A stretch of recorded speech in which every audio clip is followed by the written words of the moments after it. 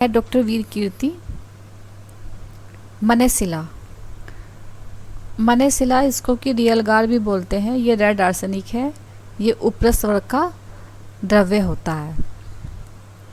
कुछ कुछ ये इस तरीके से इसका दिखाई देता है। इसका जो रासायनिक सूत्र है AS2 उसको बोलते हैं, यानी कि आर्सेनिक डाइसल्फाइड भी बोला जाता है। काठिन्य इसका 1.5 से 2 तक होता है। स्पेसिफिक ग्रेविटी इसकी 3.5 है। पर्यायों की अगर बात की जाए तो इसको नेपाली का बोलते हैं, मनोगुप्ता हो गया, मनोज्ञा हो गया, कुंटी, कुल्टी, नागमाता, कल्याणी का और नस नेत्री का। तो इस तरीके से ये इसके विभिन्न प्रकार के पर्याय बताए गए हैं। भारत में ये कहाँ मिलता है? भारत के ये कुमाऊं, चित्राल क्षेत्र, नेपाल, चीन, स्पेन और यूनान में मिलता है। इससे पहले हमने आपको हड़ताल के बारे में बताया था, जिसका वो भी आर्सेनिक और सल्फाइड का ही यौगिक था, लेकिन उसके रासायनिक सूत्र में डिफरेंस था। उसको हमने येलो आर्सेनिक कहा था और ये क्या है? ये हमारा रेड आर्सेनिक है। वो भारत में नहीं मिलता था, जबकि ये भारत में मिलता है। भौतिक गुणों की बात करी जाए तो ये सुंदर लाल वर्ण का यौगिक होता है और जब हम इसको घिसते हैं तो घिसने पर क्या होता है? ये नारंगी वर्ण का हो जाता है और अग्नि पर जब जलाते हैं तो ये लाल वर्ण की ज्वाला के साथ जलता है। और सेम इसमें क्या है, क्योंकि सल्फर है तो सल्फर की उपस्थिति के कारण इसमें क्या है? लहसुन यानी कि गंधक की गंध आती है। अम्ल और क्षार में ये भी डिजोल्व हो जाता है, अच्छी तरीके से घुल जाता है। ये दोनों तरीके से मिलता है। ये भी खनिज रूप में भी है और कृत्रिम रूप में भी हम इसको बना सकते हैं। तो इस तरीके से ये इसकी कुछ भौतिक गुण होते हैं। मनेसिला के भेद क्या होते हैं? भेद इसके 3 प्रकार के बताए गए हैं। किसके अनुसार? रस रतन समुच्चयकार के अनुसार।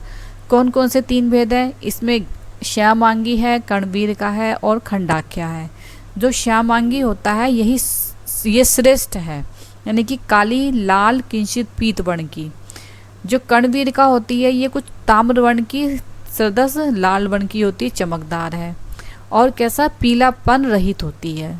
ये इससे पहले से श्रेष्ठतर होती है। जो खंडाख्या होती है यही सबसे श्रेष्ठ बताई गई है। ये क्या होती है? ये आसानी से चूर्ण होने वाली होती है, अति रक्त वर्ण की होती है और गुरु होती है। तो अगर इसमें वो डिफ्रेंशिएट किया जाए तो श्यामांगी क्या है? गुरु तो तीनों ही होंगी, लेकिन इसमें सबसे श्रेष्ठ कौन सी होगी? खंडाख्या होगी, यानी कि ऊपर से नीचे तक की होती है। और सबसे अधिक लाल भी कौन सी होती है? जो खंडाख्या वाली है।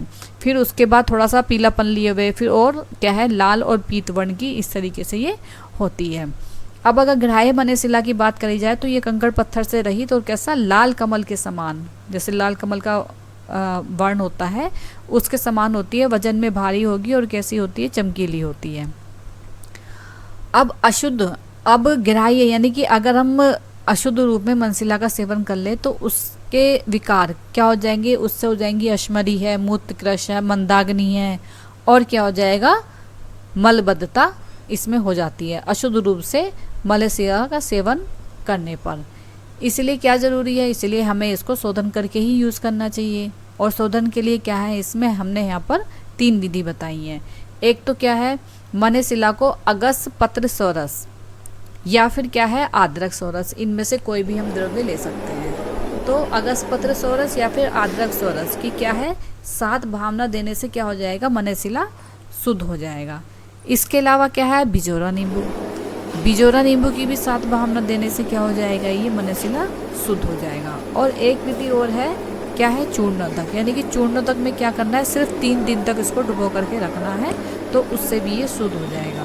तो इस तरीके से देखा जाए तो मनेसिला के कितने 2-3 विधियाँ इसमें होंगी। अगस्त्य पत्र सोरस, आद्रक सोरस, बिजोरा नींबू और चूर्णोदक क्या है? ये इसके 3-4 इसके शोधन द्रव्य इसमें बताए गए हैं। अब अगर इसके गुण क्या होंगे? मनेसिला का जो वीर्य होता है वो उष्ण होता है, यानी कि गर्म होता है। तो और क्या क्वालिटी है इसमें? रस में ये कटु होगा, तिक्त होगा। गुण में क्या होगा? स्निग्ध है, गुरु है, सर है। और वीर्य में कैसा है? उष्ण है। श्रेष्ठ रसायनों में इसकी गिनती की जाती है। लेखन का काम भी करता है, विषाक्तन होता है, शोषण, रक्त विकार में ये भी क्या है, वात कफजन्य रोगों में। ऐसे ही हमने हड़ताल के बारे में भी पढ़ा था।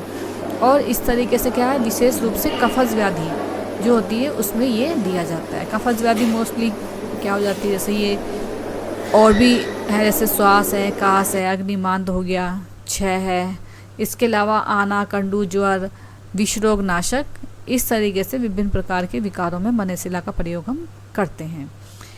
फिर है इसके सत्वपातन की अगर बात करी जाए, सत्वपातन के लिए क्या करेंगे, इसका सत्वपातन कुछ थोड़ा सा अलग है मनेसिला का। इसमें क्या करेंगे, जैसे कि एक भाग हमने मनेसिला ले लिया, 1/8 भाग हम इसमें क्या लेंगे, गुड़, गुगलू। ये देखिए ये भी द्रावगण के ही द्रव्य हैं, है ना। कौन कौन से, गुड़ है और गुगलू, 2 द्रव्य ले लिए इसमें, और एक तीसरा क्या आ रहा है, घृत भी, है ना। तो कितना लेना है, 1/8। तो गुड़, गुगलू, घृत और एक और आ गया इसमें लोह किट, यानी कि 1/8। तो इस तरीके से क्या है, इन सबको मिक्स करके मर्दन कर लेते हैं। फिर मूषा में रख करके तीव्र धमन करने से क्या है, सत्व रूप में हमें क्या होगा, संख्या की प्राप्ति होगी। संख्या भी कैसा, श्वेत वर्ण का होता है। तो इस तरीके से ये इसका सत्वपातन बताया गया है। मात्रा इसकी 1/32 से 1/16 रत्ती तक होती है। अब जो मनेसिला के जो अशुद्ध रूप में हम सेवन कर लिया जाए तो उससे जो विकार होते हैं उसकी शांति के लिए क्या करेंगे, उसकी शांति के लिए क्या करना है, गोदुग्ध के अंदर हम मधु मिला करके 3 दिन तक सेवन कराते हैं। इससे जो उसमें जो होने वाले विकार हैं, जैसे वमन है, तृष्णा जो है वो आदि, ये सब शांत हो जाते हैं। इसी तरीके से क्या है, अब इसके योग बताए गए हैं। योगों में क्या है, कौन कौन से द्रव्य में पड़ता है, जैसे श्वास कुठार रस हो गया, त्रिलोक्य चिंतामणि रस है, क्षय केसरी रस है, रसराज है और काला नल रस। तो इस तरीके से छोटा सा टॉपिक है मनेसिला का। तो अगर आपको ये मेरा वीडियो पसंद आया हो तो please like, share, subscribe my channel. Thank you, धन्यवाद।